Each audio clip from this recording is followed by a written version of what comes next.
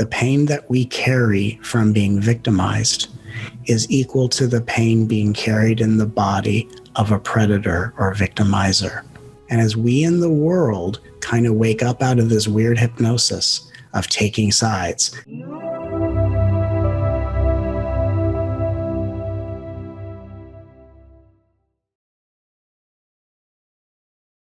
I'd like to welcome back to the show, returning champion, Matt Kahn. How you doing, Matt? Returning champion. Oh my God, that was great. How are you doing, my friend? As a returning champion, I'm doing wonderful. I am feeling great. I'm feeling very champion-like. Very good, my friend. Very good. So you were on some of our earlier episodes a while ago, and you were a big hit, obviously, because you're amazing. And a lot of our audience was asking me when is Matt coming back? I'm like, soon, soon. He's coming back soon. And here you are, sir, to talk about your new book, All for Love, because God knows we need a little bit more of that in the world right now. Seems as if the world needs some love. A little bit, just a bit, not much though. Just a dab will do you, as they say. So for people who didn't listen to that first episode, can you just tell us a little bit about how you started your spiritual journey? Sure. Well, I've been an empath most of my life, which means I've been confusing my feelings and experiences with the experiences of others and trying to connect while managing most of my relationships. And I was successful in surviving that life. Was raised in a family of beautiful people, but much emotional volatility. And it was just hard for me to understand where my experiences began and where other people's ended. And through a series of very profound spiritual experiences, I came to realize that I have the ability to feel into people's experiences, and that I have the ability to be in tune and helping people be more in tune with their emotions, their feelings, and to heal at a rather radical rate. And so it's been a very incredible lifelong journey, but one that helped me realize that my life was training me for my championship run, as you introduced me to really help champion for the world the ability for us to become more emotionally intelligent, to surrender our defensive armor, and to really at this time in history step forward as heart-centered beings, and to see that as we become more heart-centered, the world at large starts to become more conscious, and all of the karmic epidemic things that we look at as the problems of the world actually begin to reverse themselves as we start to co-create a more conscious reality. Fantastic answer, sir. Fantastic answer. Now, what inspired you to write your new book, All for Love? My goodness, it was during the time of the George Floyd incident when I wrote this. I remember looking at the world and what the world was going through, and I thought, the world is changing radically and at a very fast rate. And of course, what's happening in the world is not where the world will stay, but we're moving through some really interesting upheavals and times of collective healing. And I thought, how will all beings, any being, navigate this type of reality? How do we make it through this type of shift and come out the other end more heart-centered and more connected? And I began asking the universe, what does the world really need right now? And I instantly began channeling the outline for All for Love.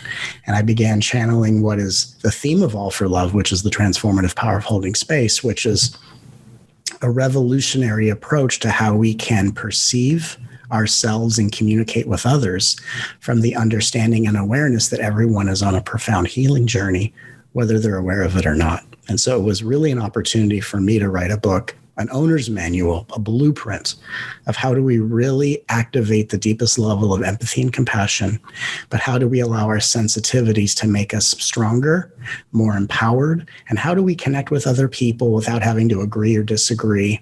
How do we really create a connection of oneness in an ever-divided world? And as the backdrop of the book, I shared some of the deepest stories of my upbringing and really wove through the book a really clear view of how I've become the person I've become, which is not just my story. It's all of our story. So it's one of the deepest books I've ever written, and it's one that I am so incredibly proud of.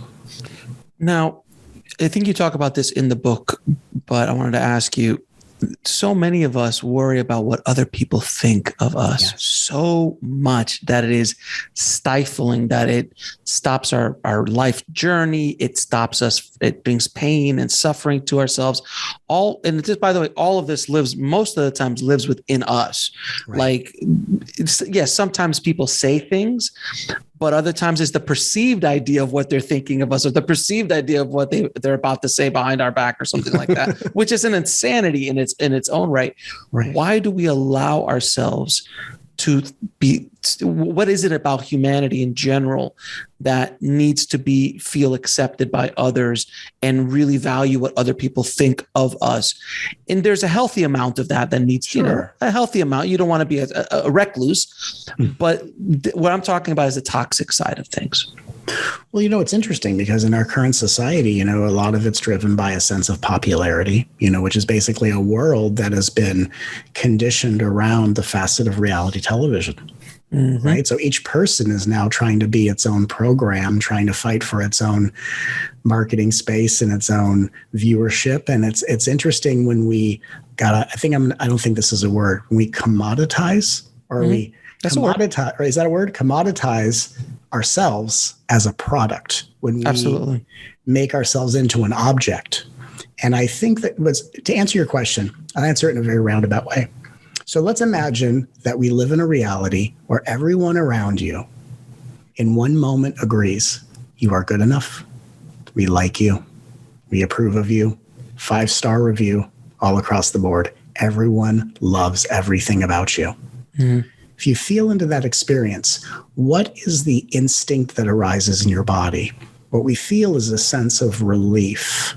But if we tune into the relief, and this is what's so extraordinary about it, the relief is, now I can take a break from obsessing over myself. And so what's really interesting is, underneath all the superficial levels of trying to impress other people and be all things to all people, we think that that everyone has to be approving of us so that we can take a break from this lifelong obsession with being concerned with ourselves. Because the truth is, when we're concerned about ourselves, we're in a state of survival. And when we're in a state of survival, we're not connecting with ourselves. So the right intention is that every person has a desire to be liberated from endless despair of self-concern, so they can move from self-concern to self-connection. But the unconscious part is that people are going about it by, I will be able to do that once everyone approves of me. So the spiritual invitation is, how can I shift from self-concern to self-connection without it having to come through the approval of those outside of me? And that's really a radical invitation. So let me ask you then, because you and I are both of similar vintage. Mm-hmm. So we remember the days without internet, without social media, all that kind of stuff. Yeah. In the age that we're in right now, when you were saying that we're all commoditizing ourselves as a product, we hear so much about, you have to create a brand around yourself. Sure. And again, not everybody, but there's a certain commoditization, even in basic stuff, even if you're on Facebook or TikTok or Instagram or Twitter, that is looking for followers, for likes, for approval. Mm-hmm. When you and I were growing up, there's 3 channels. There's 3 channels. I mean, shows used to get 20 million regularly, 20 million, 30 million viewers regularly. Right. Now that's the Super Bowl. Right. That's the Super Bowl now. Whereas before, so there was such a minute amount of content that everyone focused on, where now there is endless amounts of content. It's almost as expansive as the universe itself, and it's continuing to expand on a second by second basis. New people are joining, new people are doing this, new people are doing that. So how can we reconcile a world where we're all looking for attention, and we're all looking for likes, and we're all looking for approval outside of ourselves? It seems like it's a toxic recipe, which I feel that that's one of the reasons why we're in where we're in right now. Sure. But on the different side of the coin, that same power can be used for good, to release a message, like you do with your work, like I do with my work. Absolutely. We're trying to heal the world. We're trying to feed the world good things through our quote unquote brands, product, things like that we're putting out there. Our product is love. Our product is educating and helping people through their problems and on life's journey. So it could be fixed on both ways, but there's more on the other side of the coin than there is on this side of the coin. I think we're trying to switch the pendulum. So what do you think of that? It reminds me of a teaching I did a couple of years ago, called The Apathy of Options. And I did a teaching where I said, the example was, imagine going to a restaurant and looking at the lunch menu and there's 20 options and you wind up choosing the kale salad as your option. Then, and you have an okay experience. Then in a parallel dimension, you go to a different restaurant that has 3 options for lunch and you choose the kale salad. Surprisingly, the one that came from the menu with less options is going to be more enjoyable, even if it's the same salad as the one with 20 options. And the reason for that is when we have more options, because we live in a society that believes more options equals more freedom. The truth is, more options creates more indecision. More indecision creates more of a sense of incompleteness or unfulfillment. And then we tell ourselves, I'm not fulfilled in here, so I have to look outside of myself to find what I'm not finding in myself. So the truth is, if we apply that to validation from others, if having less menu options makes the kale salad taste better because less options creates more of an opportunity for fulfillment, that means the more people we're reaching out to for fulfillment is going to make us be more insecure and doubtful of ourselves. And when we seek that fulfillment only in ourselves, because we're seeking it from a source with the least amount of options, being one, within our own selves, we're actually going to start to find the fulfillment that no amount of partner, friend, or family is designed to give us on a regular basis. So the interesting thing is we live in a world where more options is perceived as more freedom.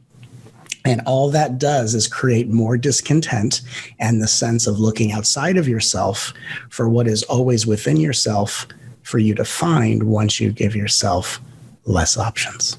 So in other words, it's like a spiritual Costco is what you're talking about. Yes. Because Costco has 1, maybe 2 options per category. That's right. You can't choose 50 catch-ups. There's generally just the one. 2,000-pound tub. Yes, there is. It's a 2,000-pound tub, but there's one. There's one. Generally Ketchup, one, right two, or 2 are tops. Like, there's one black bean. One. That's it. That's it. So, and yes, you have to buy a pallet, but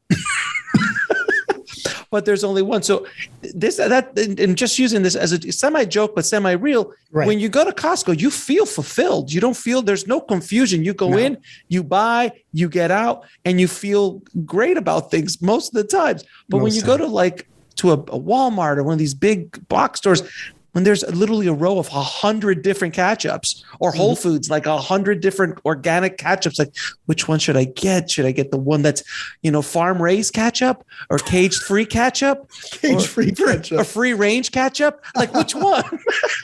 Right. Like farm to table ketchup. Farm to table ketchup. That's the only kind I use is farm. The only ketchup I like is when the tomato naturally falls, because if you pick it, that's murder. But bad. It's bad. That's so funny. But it's funny, but it's true. But yeah, so it's kind of like a spiritual Costco in many ways, and I love what you said is like you're looking for the one, and the one is you inside of you.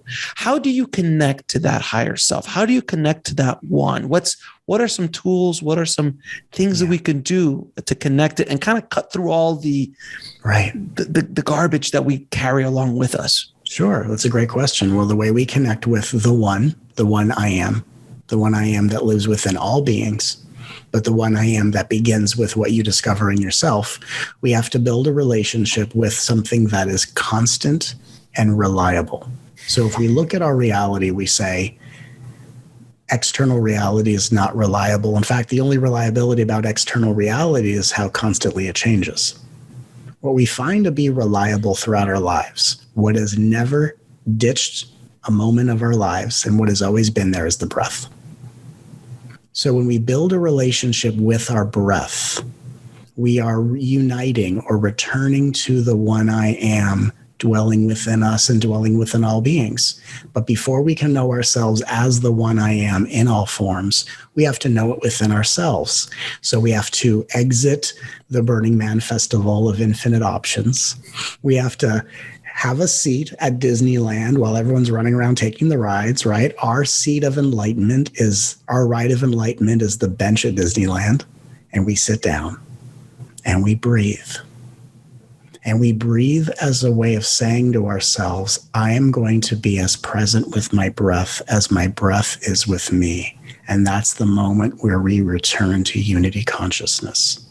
And the rate at which someone wakes up and realizes themselves to be the love of the universe in physical form is truly dependent upon how reliable and how consistent of a relationship that person or that one has with their breath.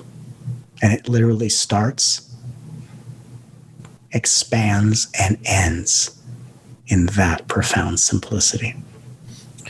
And can you also, by going a little bit deeper than just the breath, meditation and quieting things around you to allow yourself to connect to the source? I would say that's unnecessary, because now we're giving the power to the noise of the outside, and we're saying that I need something from the outside to be different so I can have a different internal experience, or even the most external internal experience is your own mind. I need my mind to be silent so that I can be more in my heart. And there are people that have that genuine experience, but it's actually an innocent misperception, because if looking for validation and other people's approval is what creates this discontent, then needing things around us to be silent so that we can be centered is just that reframed in a different way. I understand what you mean. Yeah. I understand. I understand your point of view on that, but but the concept of you meditate, right?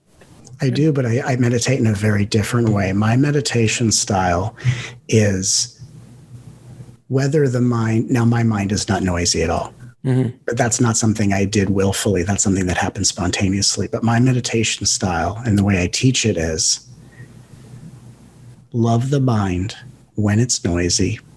Love the mind when it's quiet. Love the heart when it is congested. Love the heart when it's open. Because in the beginning, there are experiences people have where they meditate and they go from profound noise to profound quiet. And that's a wonderful contrast, but it creates this extreme distortion where now people need things to always be quiet in order to have that kind of connection. And it creates two locations. It creates noise and it creates quiet, or it creates unconsciousness and consciousness. And what I want to do in my work is I want to break through all of the duality of going from one place to another place. So radically speaking, when we breathe or when we love, we breathe if there's noise. We breathe if there's no noise. And what's interesting as an inquiry about this, because meditation can be taught so many different ways, but meditation is a form of self-inquiry. Mm-hmm. And so what I think is interesting is when people ask themselves, when things are noisy, does it ever interrupt the breath? And just look. And if things are quiet, does it ever interrupt the breath? And what starts to happen slowly but surely is that your point of view of the moment is not coming from the interpretation of mind or how the moment reminds you of a past trauma, but it comes from your new point of view, which is actually the breath's perspective, which is that everything is happening, everything is changing. But if nothing permanently interrupts the breath from coming and going, then we start to settle into more of an all is well perspective of what's happening in our reality. And so I like to teach an inclusive form of meditation versus an exclusive form. Fair enough. Fair enough. Now, so many of us deal with anger. Yes. Angry about life not going our way. We're angry that this person's not doing that. We're angry that the tax man is knocking on our door. We're angry at, everything. We're angry all the time. How what advice do you have for dealing with anger and letting that anger go? And I'll give you my perception of it is you have to, for me at least, I needed to identify why I was angry, because anger is just a symptom. It's not it's not the cause. And you could take, quote unquote drugs to damp down the symptoms, but you don't know what's causing it. Right. So once you understand, if you do the self work and go inside and find out, oh, I'm angry because, this person took away my teddy bear when I was 7, and that snowballed into, I hate this, or I'm angry about that. It's just an example, but once you understand that, then you can start working on it, and then that kind of relieves it. It has for me in my life, but I'd love to hear what you think. Anger is such an interesting thing. And I think that because I teach from such a loving perspective, and for me, it's really important to always teach and look at, there are things that we do let go. There are things that we don't harbor grudges over. There are things over time that we learn to kind of release. But I think we've gotten into a place, especially on the spiritual journey, where we're a little too trigger happy with the releasing and the letting go. And it becomes more of a bypass, a pushing away, or a trying to avoid in some ways. And I think that when we look at anger, it's such a powerful emotion, and people are so afraid of being hurt by it or hurting other people, especially with our upbringing and our wounds. It's no surprise that, that's the one emotion people want to ditch the most. But the way I look at things from a loving perspective is that everything is of the highest value as an evolutionary agent of consciousness. And so we have to look at what is really anger. Anger is the fury of fermented passion that, based on a trauma that happens in our lives, there's a certain part of us that shuts down. And when it shuts down in us, it shuts down our inner artist. Because the consciousness within us is an expression of art and creation. And so at a certain point, we stop being artistic, creative visionaries. We stop dreaming, and we get shut down into survival mode to try to live and breathe for the attention and validation and approval of our family or whoever else is around us. So the anger is really the fury of the inner artist that says, let me out and let me create. And so we find that the anger might be triggered by people, might be triggered by incidents, might be triggered by situations. But the true anger is that my artist wants to be set free. And so because creative self-expression is housed in the sacral chakra in our gut, and that is the chakra below the heart chakra, we find that by loving ourselves, and again, when you're angry, we're not trying to go from anger to love. We're just trying to be the safest place for anger to be expressed. And as we become more mindful and present, meditation is certainly a technique that helps us to find that balance in that space. We can actually start to express our anger in mindful ways. And we can remember that there's a creative artist in us that likes to use our feelings and our torment and our frustrations as fertile ingredients for creativity. And the more we all return to letting our inner artist be the expressor of our feelings, is the moment this world starts to elevate in a depth of emotional intelligence. And so my answer is, we love ourselves more, not less, to make it safe for anger to be felt. And we allow anger to be the creative inspiration for what the inner artist can create, because we only hurt ourselves with anger and harm other people when our inner artist is still imprisoned. Can you tell me how people can identify these traumas? Because so many of these traumas that we've had, and most of the time in our childhood, is hidden from us. Right. We really don't know why we do a lot of the things that we do, or why we're angry about certain things, because we just don't have the tool set to actually do the digging work, maybe later in life. But how can you identify those traumas that are causing the havoc inside, that are locking down our artists and so on? Absolutely. Well, I think the first question is we have to ask ourselves, whether it's on a reoccurring basis, what is the most difficult feeling that I feel most often?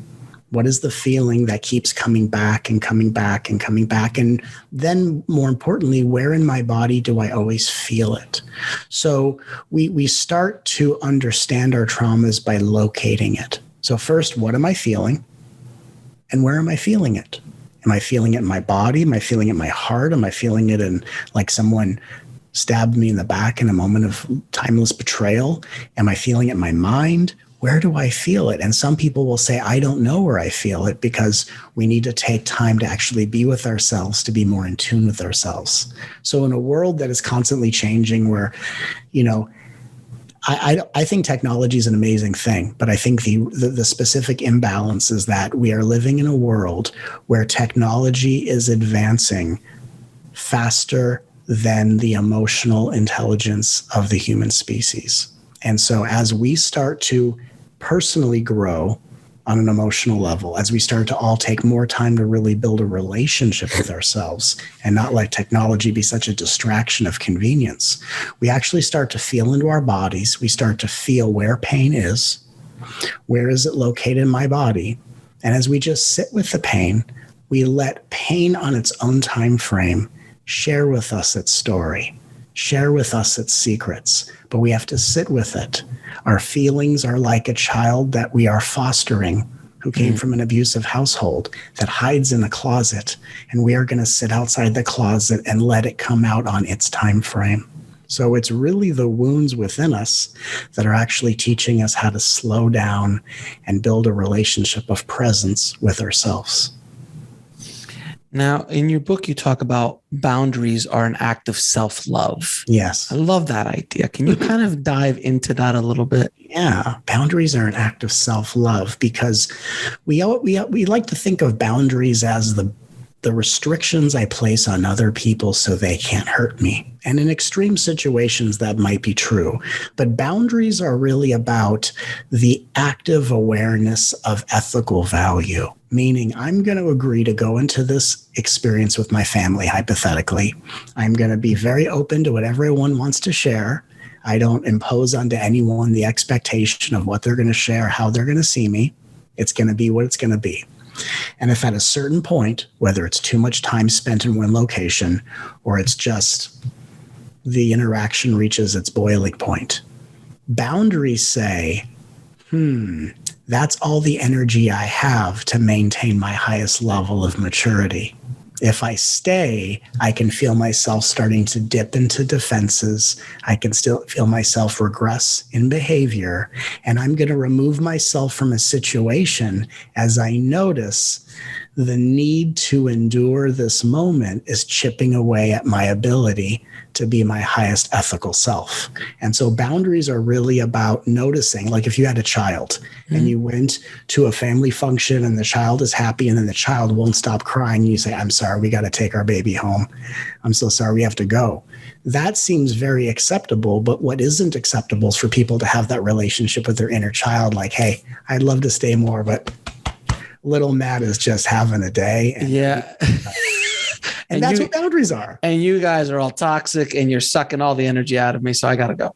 And then they say, oh, is it us? No. You're so high vibrational. I can't handle it. I need to take a break, not spoil myself with all this richness. And I need to, but it's really boundaries. Amazing. But boundaries are really about being aware of your limits. And I think what's amazing is that we find so much inspiration in discovering our limitless nature, which is inspirational and motivational. We can do anything if you put your mind to it. We can accomplish anything. That's true. But balanced with that inspiration is actually the recognition of our limits. And I think what's interesting is that most people are too embarrassed to admit they have limits than to actually use them as guidelines for interaction. And I think the more we understand our limitations, the more we become mature and present to our boundaries. And then we start opening up to limitless potential. But in order to do that, we have to actually know our limitations.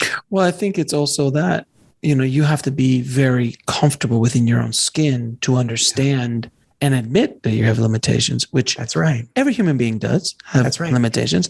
Because if you told me, Alex, I need you to put in a bathroom, I'd be like, I wish you the best with that.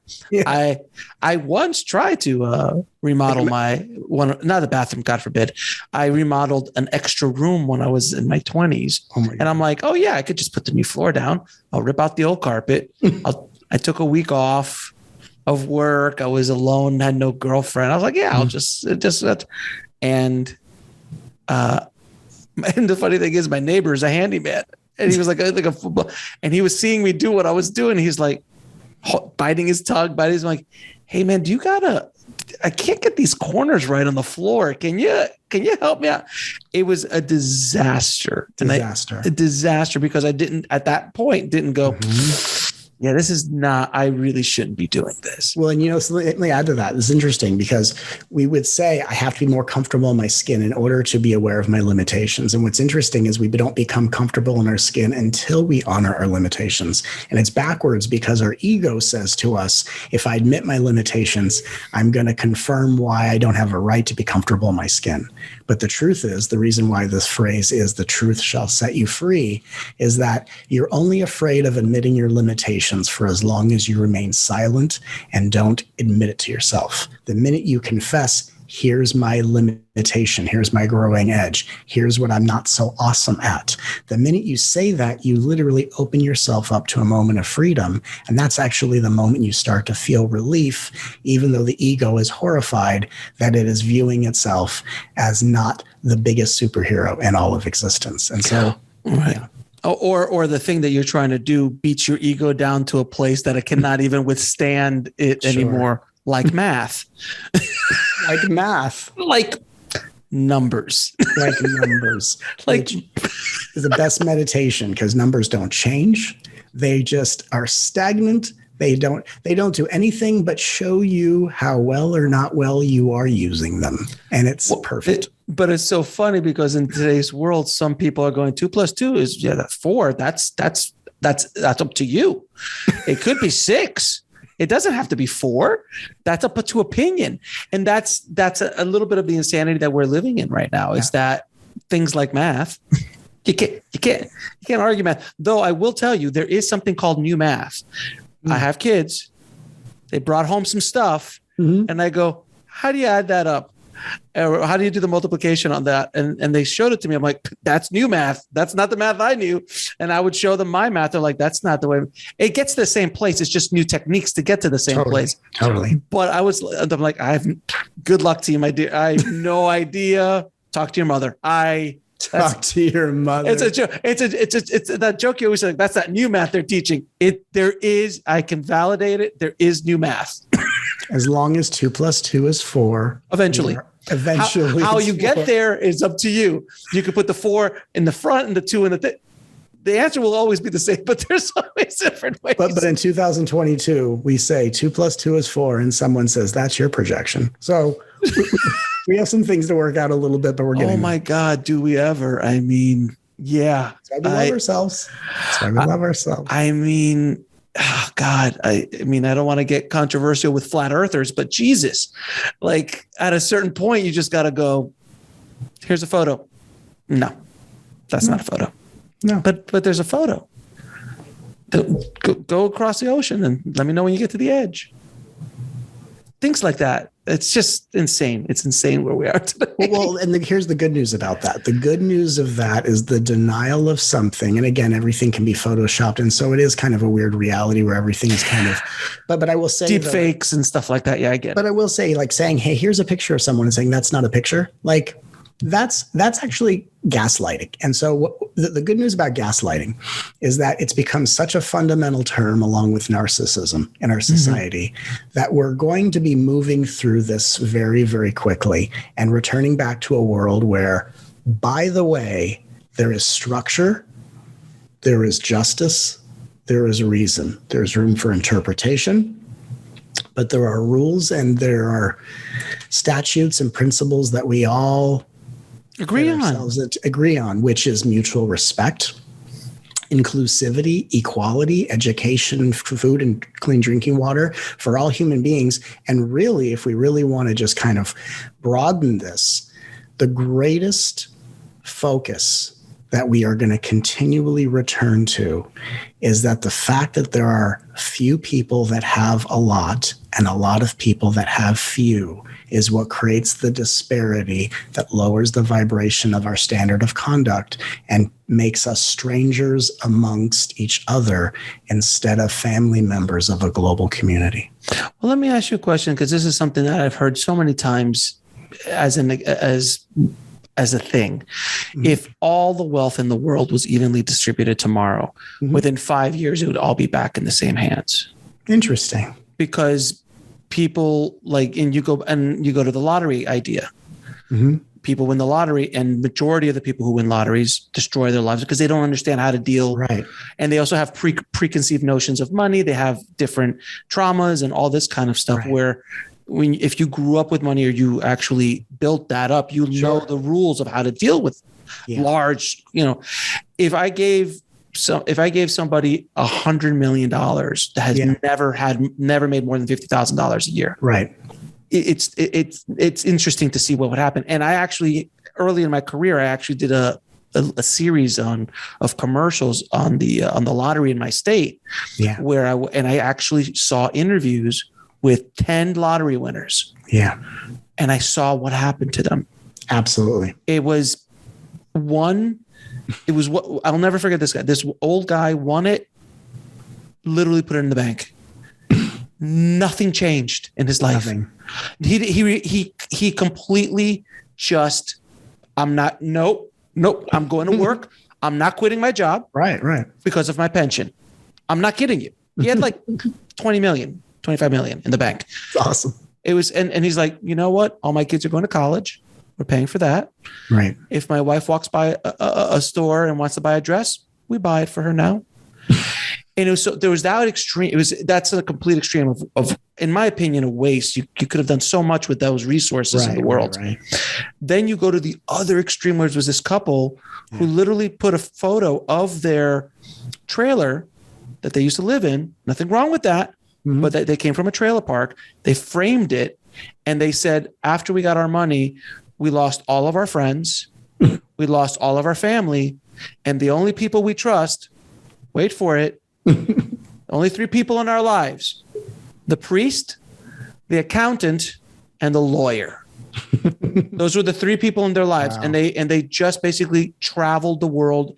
Excess. That the house they lived in was obscene. It was just so. And I saw where that was going. I mean, like they're gonna destroy each other. They're gonna destroy themselves. Like in a year or two, they'll be gone. So it was fascinating, that idea of, because of also just our own minds, our own traumas, our own things that we deal with that we might not. So I was just curious what you thought of that idea.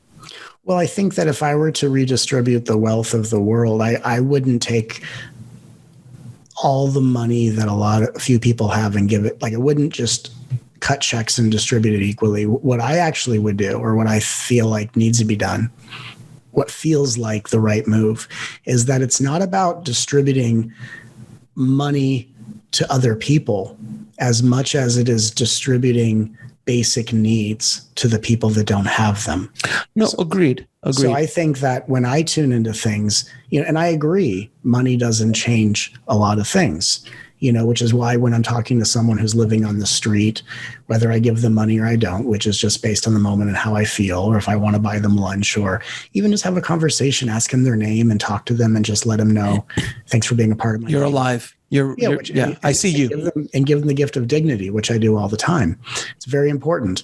I find that fiscal dollars doesn't really change the mentality, which is what you're pointing to. Mm-hmm. What I think creates the mentality that then abuses money or is reckless with it is people's historic blueprint for how much of their needs were or weren't met. And I think that as human beings, whether we grew up with, in humble beginnings or whatever the story of our beginning was, I think that the importance of fulfilling our own emotional needs and then expanding our consciousness to be able to say, what else do I need and what is within my power to provide myself with that, to really focus on what I need instead of always kind of being lost in the fantasy of what I desire.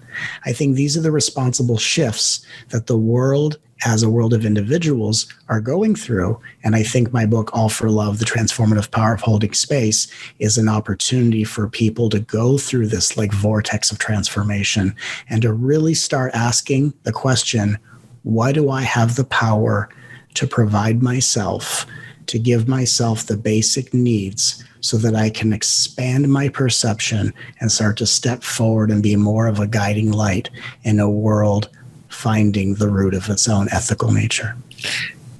Matt, I think the core of a lot of the things you write about is love, obviously. Yes. But how can we become more compassionate, not only with others, yes, but with ourselves?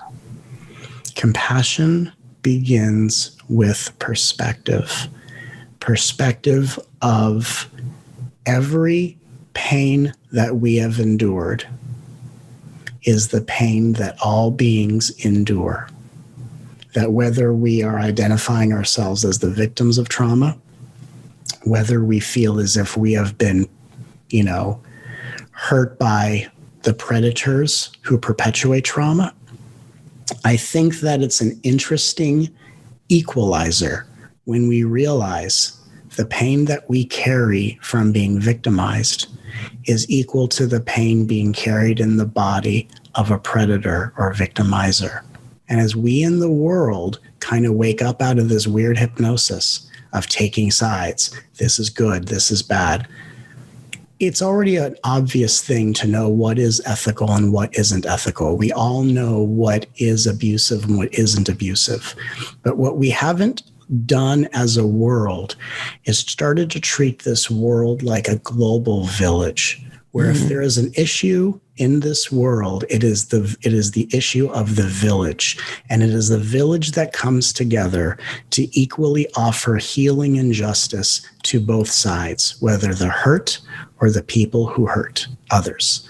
And so I think when we talk about compassion, compassion is where we come out of the unsuspecting righteousness that is developed out of surviving atrocity and harm.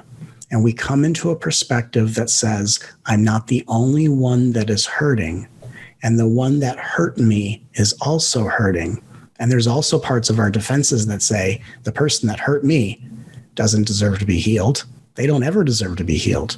And that's something that compassion helps us to heal within ourselves, because one of the greatest ways that we transform ourselves and truly heal the wounds that we carry is to equally in our minds pray and intend for the healing of those who harmed us. And that might seem like a big leap for a lot of people, but we're going to come to a point in history where there's only one way this is going to go, and it's going to be that leap. So we may not be ready for that right now. Some of us are already there, but this is what we bring into focus. As long as we know where we're going is I will be liberated and healed when I accept that the person who hurt me is in need of healing as well. Because if I can allow them to be healed, even just saying I intend for them to be healed, just to say that once, that means we are now trying to resolve in someone else what will prevent more people from being hurt.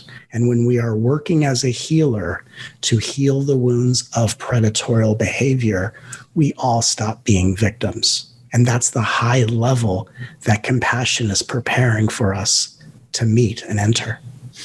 Do you think that a lot of the shift that's happening in the world today with all this insanity that is going on, do you feel that the old systems, the old hierarchies, the old things that we've been holding on to for centuries sometimes have to be kind of tore down or changed in order to make room for the new?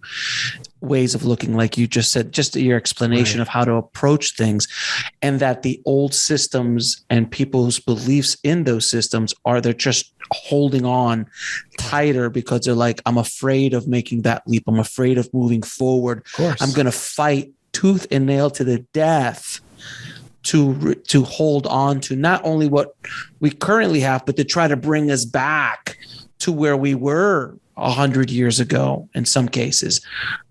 Because I mean, look what's going on in the Ukraine. Gee, I mean, like, what the heck?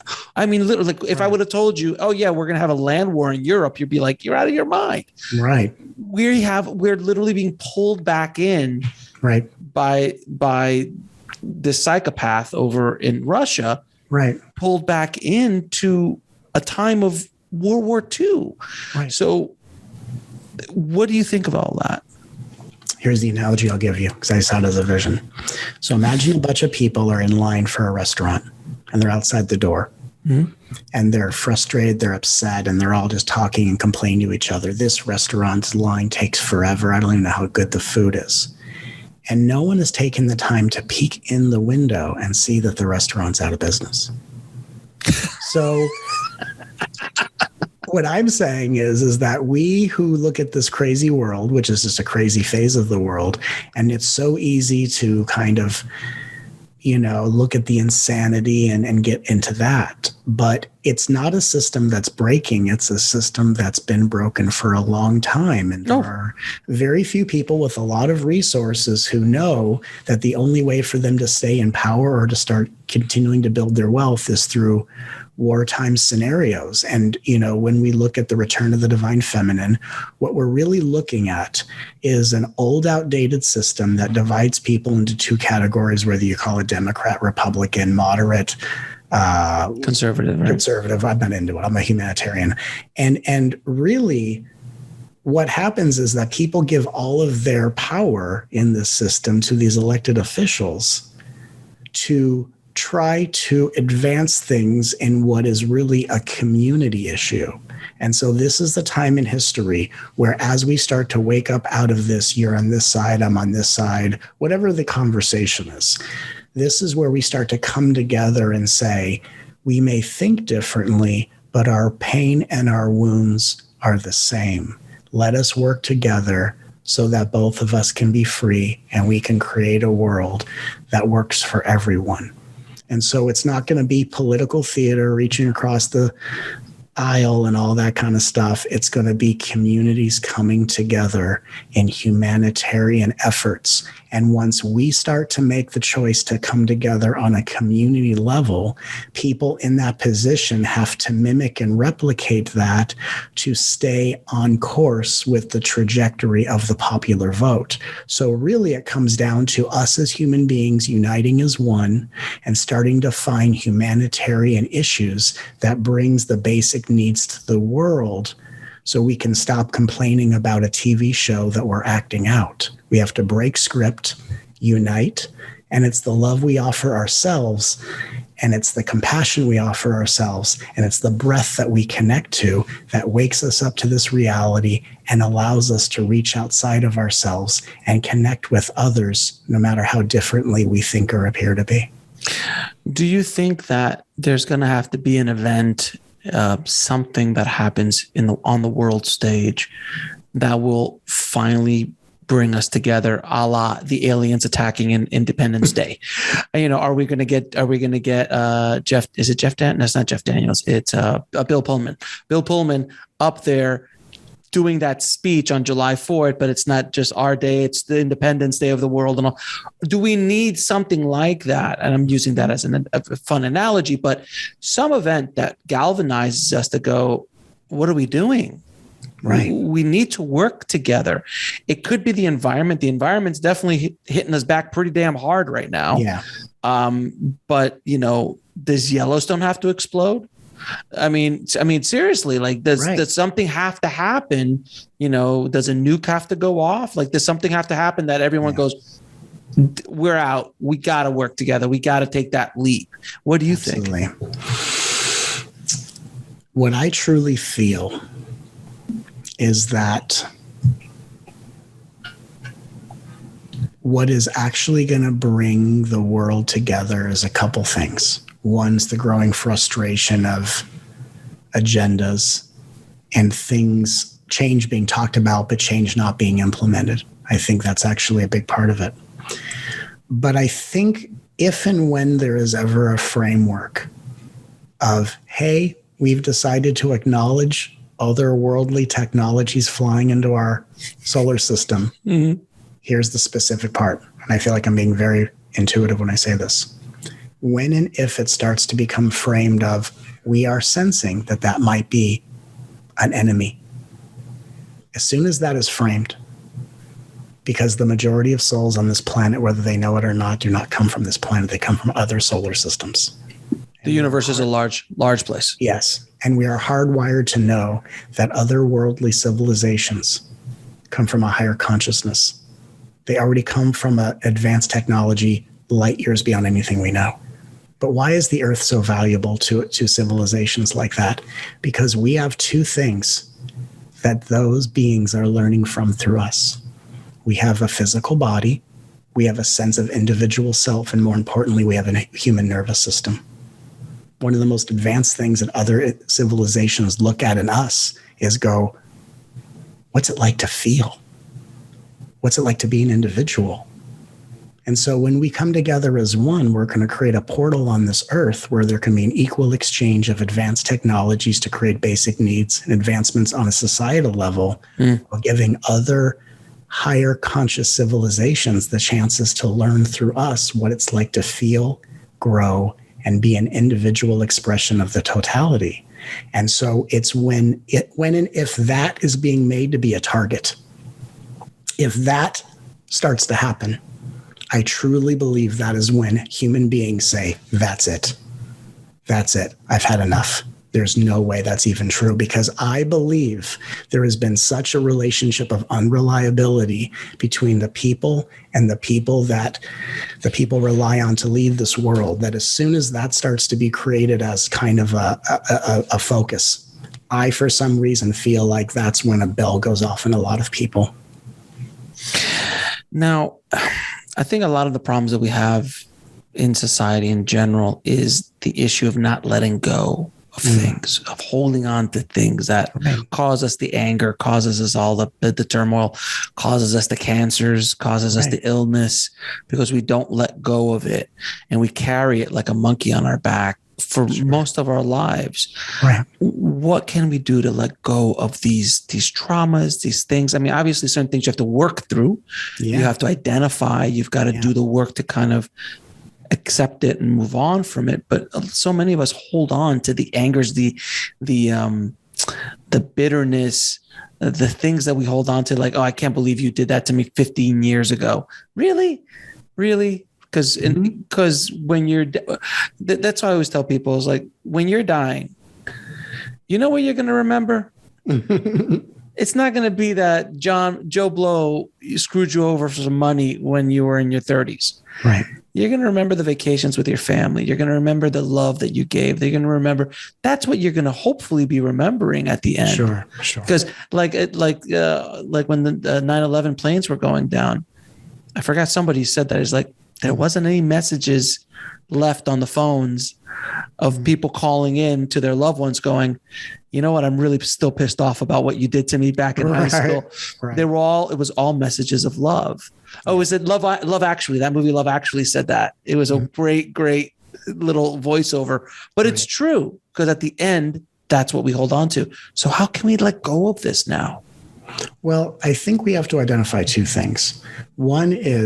Two things is, what are the two reasons why people can't let things go? First reason on the surface is people can't let things go because their sense of self is defined by a certain standpoint or grudge. So to their ego, if they were to let go, that would be death of the psychological self. So their life lives and dies by holding on to a certain perspective. The deeper answer from the heart, though, is that people can't let things go, because when you let things go, you become more open to receiving.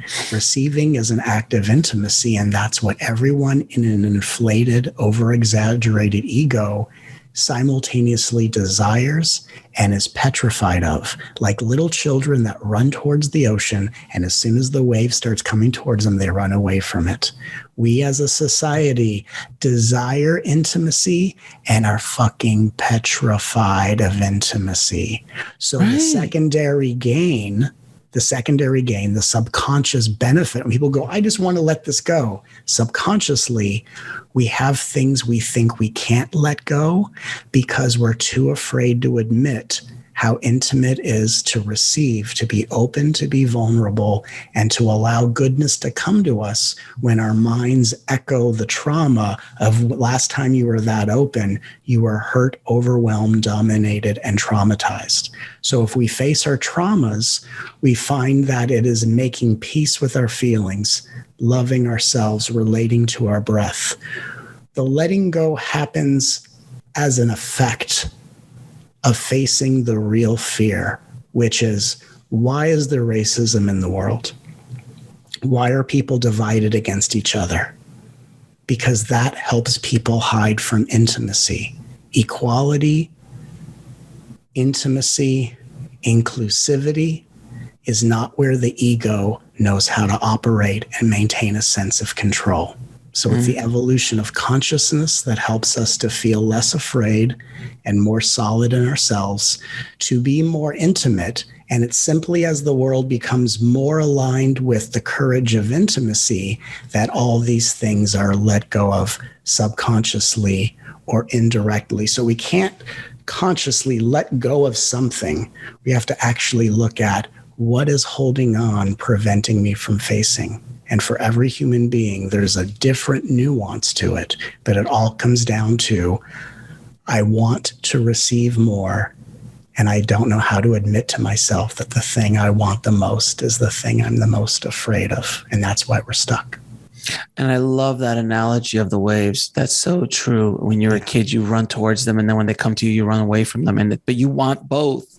You're right. You want intimacy, but yet most people are terrified of it. They're terrified of opening up. We want the instant gratification of an orgasm. Do we also want to care for the person, whether it meets our needs or not? And so because intimacy has been decompartmentalized and we've separated the gratification of an orgasm, for example, with the journey of caring and growing with someone, because it's been decompartmentalized, we are trying to have what we desire without being safe enough to receive it.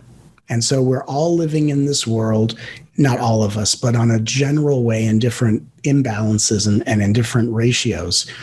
We all want things, and we are all afraid to have those things. And what we as a world have not realized is that it's the intensity of pursuing the things that you want that also builds up a fear of receiving it.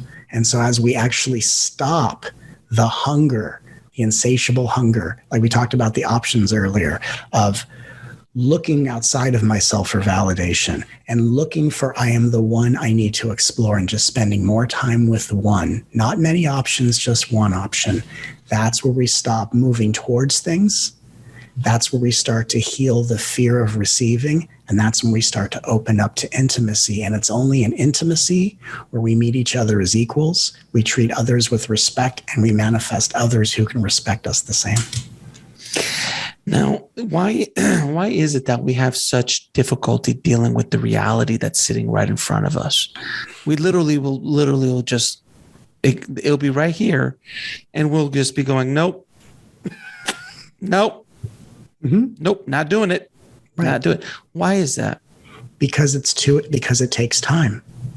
And we are living in a world, again, I don't mind the advancements of technology, but the advancements of technology need to be equal to the emotional and conscious advancements of the society as well. I mean, That's what we've learned from things like Atlantis and other paradigms, and Rome and all different kind of structures. Easter Island. Easter Island, exactly. So I think that what happens is if we look at a problem and we can't solve it in less than 3 seconds, we're instantly overwhelmed. And so what happens is we're leaning on technology or addictive patterning or whatever it is, pornography, social media, whatever. It's not the thing, it's how it's being used. But we're drug addiction. We're leading on emotional eating, whatever it is, even over usage of plant medicine too often. We're trying to soothe ourselves from the overwhelm we feel when we can't solve a problem in less than 3 seconds. And so that helps us understand as a species that we're too attached to a destination with not as much respect for the journey. And the journey is making peace with time. This is going to take time. It's going to take effort. It's going to be a struggle. But if we can do it together, no one has to carry all the struggle on their shoulders. We can all resolve it as one. I think that if everybody in the world, and I think everybody is going to do this, starts a podcast, and you start to look at the time it takes to build a real show with real guests and real listeners and to build, it takes long time. So when I got into this 7 years ago, right, I wanted instant gratification, but this does not happen, generally speaking. And I moved pretty quickly, but still it did not move as quickly as I wanted it to. It's just now when I think about things, when I think about starting a new company or new show, I think 4 or 5 years out. Of course. I don't even think about 6 months out. Are you kidding? Sure. From the last time that we spoke to where we are right now, the show has grown. Right. But I'm still thinking about it like, oh yeah, it's nice, it's going well, but about 3-4 years down the line, that's when it's really going to kick. It's going to kick in. It's going to kick in its stride at that point because I'll have. But that takes time to think about. Writing a book. Most people can't write it in a month. Right. When I was writing my books, I was like 1,000 words a day, 500 words a day. Just chip it, and it takes time as opposed to like I need to channel it and be done in a week. Which I've spoken to authors like that too, by the way. Well, and when I wrote Out for Love, Transformative Power of Holding Space, I wrote the first draft in a month and a half. It really just came through me so quickly. But I think the reason why we have an aversion to time is because we rely too much on our human egos and not too much on our soul's essence or our consciousness. And so time is the one thing that chips away at the inflammation of ego. So it's kind of like the one thing everything takes is the one thing your ego is the most allergic to. And so we all want change. We all want it now, but there's an aversion to putting in the time to create it. For example, we look at celebrities, right? We'll see a celebrity on a show. Hey, this person has starred in this many movies. This money grossed this many millions. This person has these many Oscars. You don't see on the chyron of their name. Chyron. Wow, you just dated yourself, sir. What's it called? Isn't that called a chyron? Lower third, sir. Lower third now, but it was Chiron because that was the name of the machine that actually created them back in the day. Is it really? Yeah, I used to run one of those machines when I started out in college, so I know exactly what you're talking about. Well, I'm going to update my beeper. Exactly. And I'm going to update my BlackBerry. And I'm going to go on America Online afterwards and tell my friends about this, the way everyone knows about this. Exactly. And then I'm going to go watch a movie on Laserdisc. Because my Betamax is all broken. Anyway. Obviously. But the funny thing about what you don't, like when I get interviewed, everyone's like, Matt, 20 million views on YouTube, right? But you don't understand the journey of time it took to create that. Like you don't see like Charlize Theron or any actress, right? Any incredible actress under their name. How many auditions did they get rejected by before they got a yes? And so I think what's interesting is that we have an ability in this world to embrace accomplishment that doesn't necessarily always involve the journey getting there, unless we're watching the Olympics, which is why I think the Olympics is so transformative, because we often get the story of each athlete and we see the journey and the training and the pain that goes into it. Yeah. And really all of us are that athlete. We're all that artist. We're all that actor. We're all that writer. We are all in this artist community called Earth. But I think we just historically have too much of an value for achievement without the achievement being a celebration for the sacrifice and time put into some degree of passion. Very good, sir. Now, I'm going to ask you two questions I ask all of my guests. What is your mission in this life? My mission in this life is to leave this planet more conscious, more loving, and more respectful than when I entered it. And what is the ultimate purpose of life? The ultimate purpose of life is to realize your life purpose is not what you do, but who you become while doing it. Fantastic answer, sir. And where can people find your new book? Yeah. And more about your other works as well? Well, my new book, All for Love, The Transformative Power of Holding Space, available at all major book retailers, Amazon, wherever. If you go to my website, mattkahn.org, mattkahn.org/love, you'll go to the All for Love book page, and you'll see that when you pre-order my book right now, as a bonus, you not only get to attend one of my group healing events for free, but you get instant access to a documentary we recently filmed, where for the first time it shows me working with people in a healing capacity and following their transformation. And it's a film that people are flipping out about that you get to watch for free by pre-ordering my book, All for Love. Matt, I am so happy you came back on the show, sir. I'm thankful for what you do in the world, and thank you for coming on the show and just doing everything that you do, my friend. So I appreciate you, and I appreciate what you're doing, my friend. So you're welcome back anytime, as you know, sir. Thank you. And I just want to say thank you as always to connect with you and to laugh with you. And for everyone that's watching this interview, thank you for being a part of the ascension of this planet. And no matter how crazy life gets, love is always here to make things right. Thank you, my friend. Thank you. Thanks for watching. Click on one of the videos below to continue your journey, and don't forget to subscribe.